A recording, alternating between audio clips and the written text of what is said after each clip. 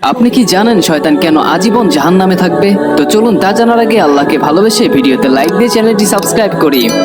তো যখন কিয়ামতের পর আল্লাহ সুবহানাহু ওয়া তাআলা নেক ব্যক্তিদের জান্নাত এবং গুনাহগারদেরকে জাহান্নামে পাঠিয়ে দিবেন, তখন শয়তানকেও জাহান্নামে পাঠিয়ে দেওয়া হবে।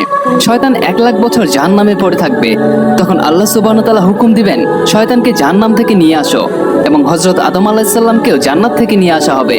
তারপর আল্লাহ রাব্বুল আলামিন শয়তানকে বলবে, হে শয়তান, তুই আমার নাফরমানি করেছিলি যখন আমি তোকে হযরত আদম আলাইহিস সালামকে সিজদা করতে বলেছিলাম। আজ হযরত আদম আলাইহিস সালাম তোর সামনে দাঁড়ানো, আজ যদি তুই তাকে সিজদা করিস তাহলে আমি তোকে ক্ষমা করে দিব। তখন শয়তান বলবে, হে আল্লাহ, যখন আপনি আদম আলাইহিস সালামকে সৃষ্টি করেছিলেন তখন আমি তাকে সিজদা করতে অস্বীকার করেছিলাম, আর যখন সে কবরে ছিল তখনও আমি সিজদা করতে অস্বীকার করেছিলাম, আর আজও আমি তাকে সিজদা করব না।